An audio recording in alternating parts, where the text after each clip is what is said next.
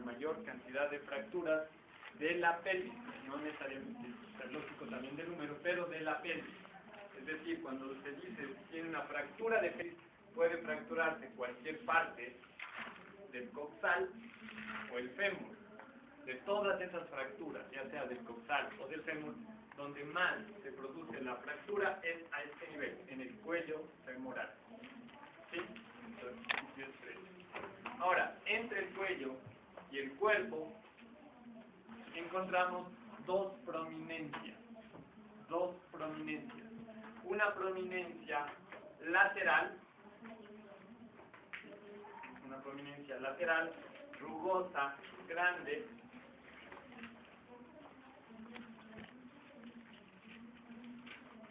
que es el trocánter mayor, y otra prominencia medial, en relación al hueso, medial, y más pequeña e inferior, es el trocánter menor. Trocánter mayor, lateral, y trocánter menor, medial. Sirven para la inserción de huesos del muslo. Inserción de huesos del muslo. Por delante, entre los trocánteres, el mayor y el menor, por delante, por la cara anterior, hay una línea delgada que está uniendo estas dos estructuras, el trocánter mayor y menor, que se denomina línea intertrocantérica. Línea intertrocantérica. Y en cambio, en la parte posterior, también una estructura o una rugosidad mucho más gruesa que está uniendo a las dos estructuras, al trocánter mayor y al trocánter menor, se denomina cresta intertrocantérica.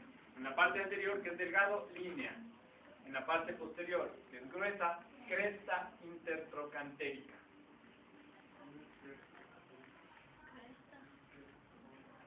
Cresta y línea. Cresta en la parte posterior, línea en la parte anterior.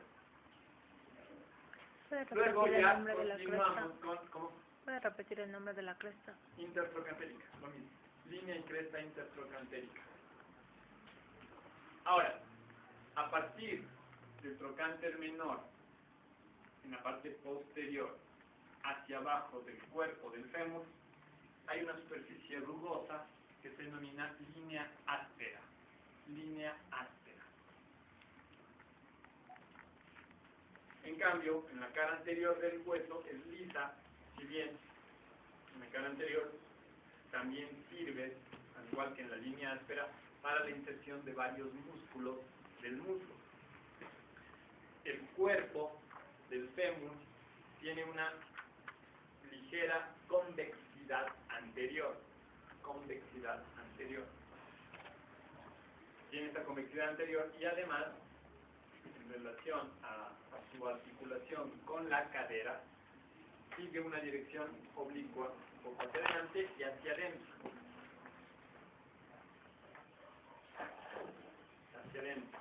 Es decir, las rodillas están más juntas y la parte del extremo inferior del fémur está más junto que el extremo superior, más o menos así, hacia adentro el fémur. Luego, a continuación, en la parte inferior del cuerpo, tenemos hacia los lados unas eminencias que terminan en el extremo inferior, que son los epicóndilos también. Epicóndilos. A los lados de la extremidad inferior del fémur. Epicóndilos, eminencias laterales. Y terminamos con el extremo inferior, llegamos al extremo inferior, que tiene dos superficies condíleas, dos estructuras condíleas, una medial y una lateral, o cóndilo simplemente, un cóndilo medial y un cóndilo lateral, que son las superficies redondeadas que sirven para ¿quién? Para articularse con los cóndilos de la tibia. Sí, entonces, un cóndilo lateral, un cóndilo medial, que sirven para articularse con los cóndilos de la tibia.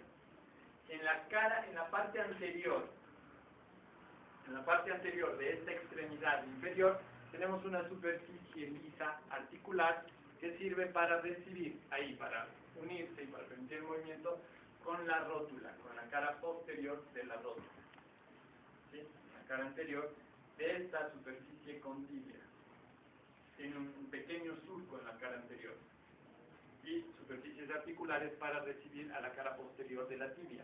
En cambio, en la cara posterior de este segmento condilio encontramos una depresión. ¿Sí? Una depresión que es la escotadura intercondilia o fosa intercondilia también. En la parte posterior, entre los cóndilos, una escotadura o una hendidura, que es la escotadura intercondilia o fosa intercondilia.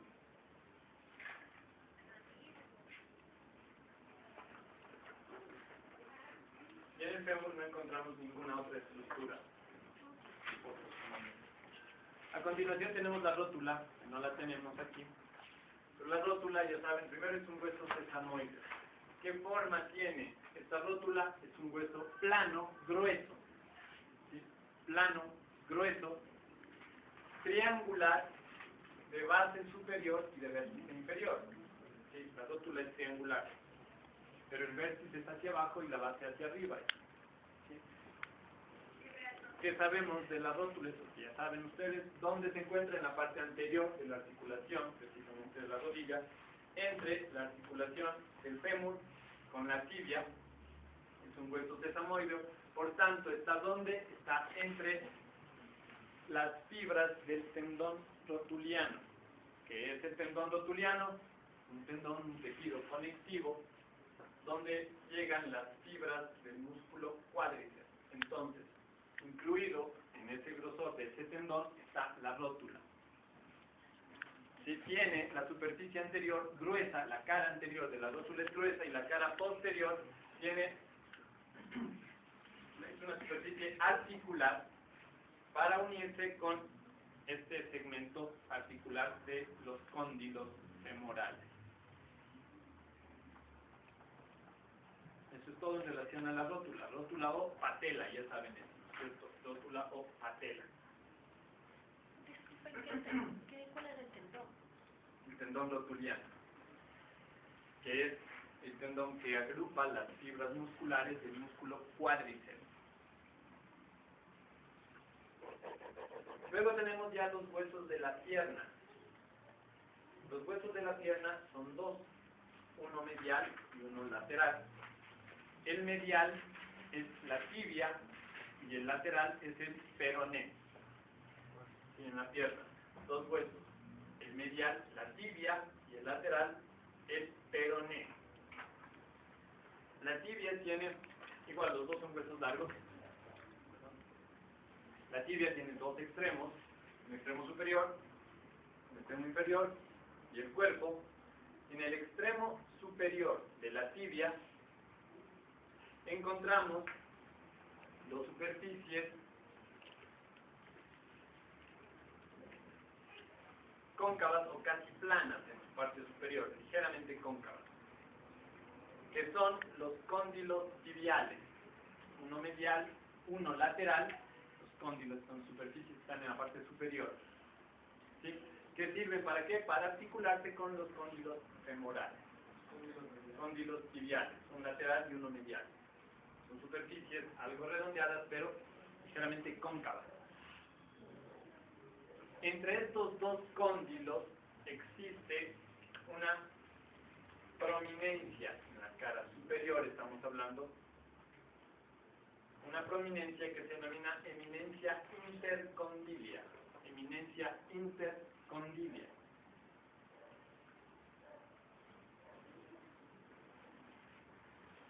Y hacia abajo y hacia un lado, hacia la parte lateral y hacia abajo del cóndilo lateral, o sea, de la parte externa de esta superficie, hacia abajo, encontramos una superficie articular.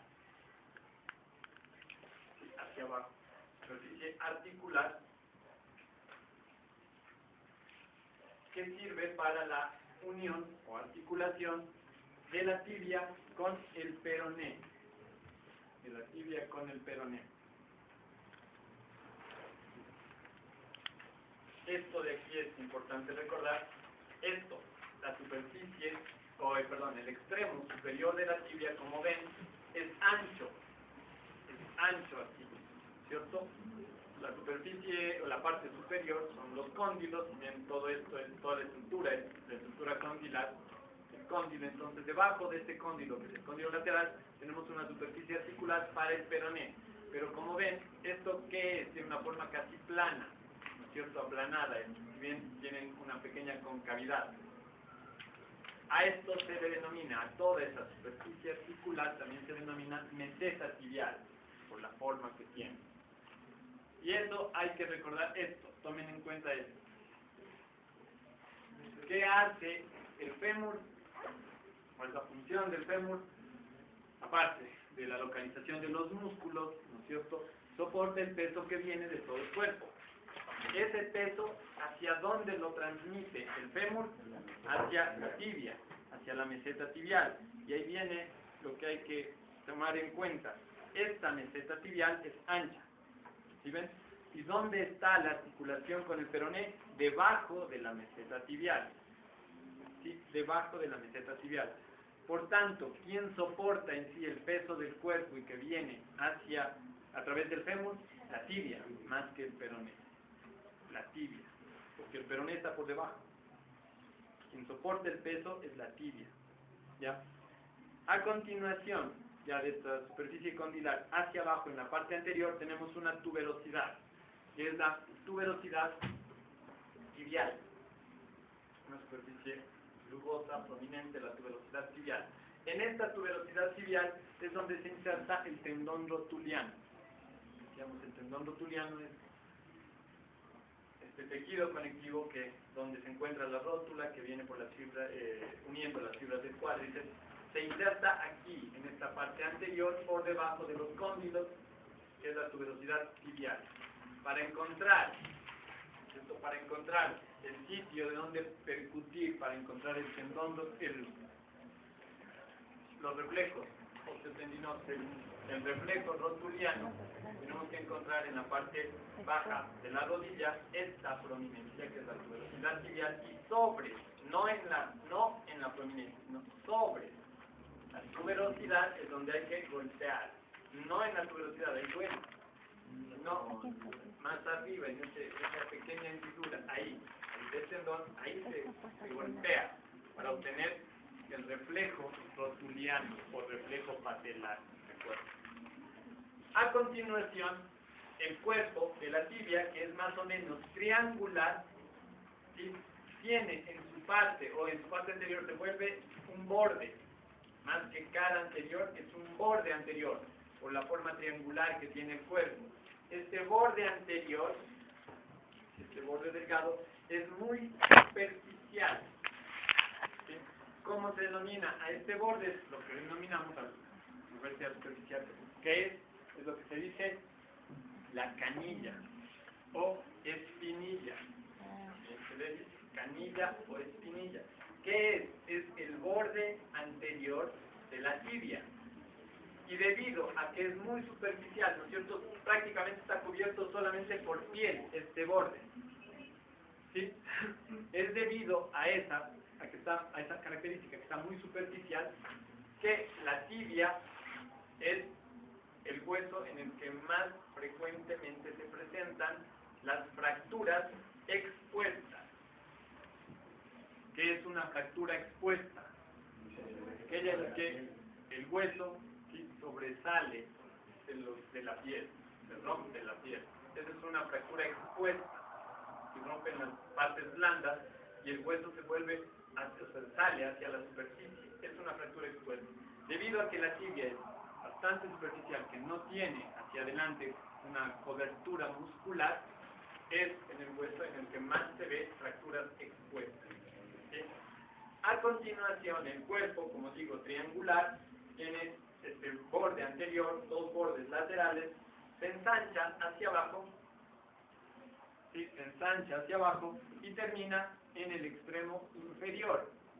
En el extremo inferior encontramos, primero, hacia la parte medial, hacia la parte interna, una gran prominencia. ¿Sí? Estamos hablando del extremo de la tibia, el extremo distal de la tibia. En su porción medial, una gran prominencia que es el maleolo interno o maleolo tibial. Maleolo interno o maleolo tibial. ¿Qué es el maleolo? Es el tobillo. Es la parte interna del tobillo, es el maleolo tibial o maleolo interno. Lo que se palpa con la parte interna del tobillo es el maleolo tibial. Y en cambio, esta extremidad tibial, pero en la parte lateral, tiene una superficie articular. ¿Para qué? Para unirse con el peroné. Para unirse con el peroné. Formar la articulación tibio-peronea distal. En la parte superior, la articulación tibio-peronea proximal y en la parte inferior, la articulación tibio-peronea proximal.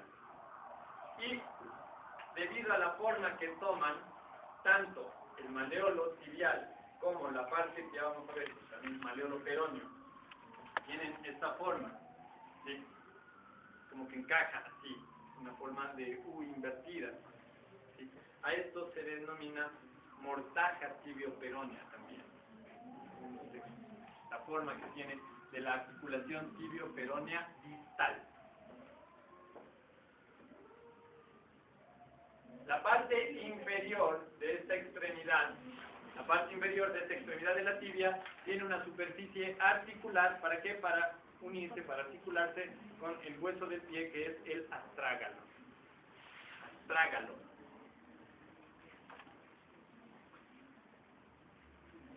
A continuación tenemos el peroné. El peroné. El peroné también es un hueso largo, mucho más delgado que la tibia. Es el hueso en la pierna, el hueso lateral y algo posterior. Está un poco por detrás de la tibia y hacia afuera. Tiene igual dos extremos, un extremo proximal, un extremo distal. El extremo proximal es una superficie ensanchada con una superficie articular que, decíamos, sirve para articularse, para unirse con la superficie similar de la tibia, pero está por debajo y por detrás de los cóndilos tibiales. A continuación sigue el cuerpo, que es muy delgado, con un borde también afilado en la parte interna, y al igual que en el antebrazo, en el espacio que queda entre la tibia y el peroné, en este espacio, ¿sí?, está insertándose en cada borde de cada hueso una membrana muscular, que es la membrana interósea. Igual que en el antebrazo hay una membrana interósea entre el radio y el cúbito, en la pierna también hay una membrana interósea entre la tibia y el peroné. A continuación, el peroné sigue hasta su extremidad inferior, y esta extremidad inferior tiene una forma de punta, termina en punta, como flecha. En realidad es la extremidad inferior del peroné, como flecha. Y esta prominencia es parte de lo que decimos el maleolo externo o maleolo peroneo. ¿Qué es el maleolo peroneo? La parte externa del tobillo. Entonces, el tobillo en la parte externa es el maleolo peroneo, y en la parte interna el maleolo tibial. Ahora, ¿qué es importante recordar aquí en el peroné? Esta unión con la tibia. Decíamos que el peso que soporta, que viene a través del fémur, lo soporta la meseta tibial. Como el fémur está debajo de la meseta tibial, en realidad no soporta el peso del cuerpo. Es por eso que en una fractura del peroné, una fractura, aparte del dolor de la fractura como tal, pero no pierde estabilidad la persona que se fractura el peroné, puede seguir caminando sin ningún problema. ¿Por qué? Porque el peso no tiene nada que ver, el peroné no soporta nada del peso del cuerpo. puede caminar, trotar, correr, sin problema. En relación a la estabilidad. Además, debido a eso también, el peroné es uno de los huesos que se utiliza para obtener injertos óseos. O sea, se corta y se queda sin peroné. No todo el peroné se saca, pero un segmento se corta y puede quedar libre, y eso no implica ningún problema al caminar en esa persona. Injertos. Debido a eso, a que la tibia es la que soporta todo el peso del cuerpo. ¿Cómo? Para la inserción de músculos. Y para la formación, para el tobillo, para la articulación. No es que saque el peroné, no. Sirve para el movimiento, para la articulación, tobillo. Y por último tenemos el pie. El pie, decíamos, está formado, igual que en la mano, por tres partes. En este caso se denomina tarso, metatarso y dedos. Por su ubicación, por su mayor eje horizontal, el tarso es el segmento más posterior del pie. El segmento más posterior del pie. Y está formado por 7 huesos. 7 huesos. En este caso, estos 7 huesos se los puede nombrar o enumerar en 2 hileras, al igual que en el carpo, pero una hilera posterior y una hilera anterior, o un segmento más que hilera, un segmento anterior y un segmento posterior. En el segmento posterior está formado por 2 huesos. Uno, el astrágalo, que es este hueso que sirve para articularse con la tibia y el peroné, tiene una forma irregular con una convexidad superior. Algunos dicen la manera de casco. Esta no se ve por lo que está cubierto por el tibia y el peroné. Tiene una convexidad, una superficie articular convexa hacia arriba, el astrágalo, que soporta, es el que va a transmitir el peso que viene a través de la tibia, y el astrágalo como que expande ese peso tanto hacia el siguiente hueso, que es el calcáneo, el hueso más grande, más rugoso del pie. El calcáneo está formando el talón. El calcáneo es este hueso irregular, grande, que recibe prácticamente gran parte o casi todo el peso del cuerpo. No todo, porque los otros huesos del tarso y metatarso reciben el peso. ¿Sí? Entonces, tenemos el astrágalo, que está formando parte de la articulación tibio-peroneo-astragalina, es decir, entre la pierna y el pie, y el calcáneo, el hueso más posterior y que recibe la mayor cantidad del peso del cuerpo. El más grande de los huesos del pie es el calcáneo. El astrágalo es este pequeño y el calcáneo es este grande. ¿Sí? Ahora, la fila o la porción, segmento anterior, está formado por 5 huesos, que son: uno, el escafoides, que al igual que en la mano, escafoides o navicular, debido a que su forma es similar a una barca. Aquí se ve la forma así como barca pequeña. Es el escafoides. Está articulándose con el astrágalo por detrás y con 3 huesos que se denominan las cuñas o cuneiformes. Cuñas o huesos cuneiformes, que son 3. Cuñas o cuneiformes, que son 3, que son uno medial, uno lateral y uno intermedio. Medial, lateral e intermedio son las cuñas o cuneiformes.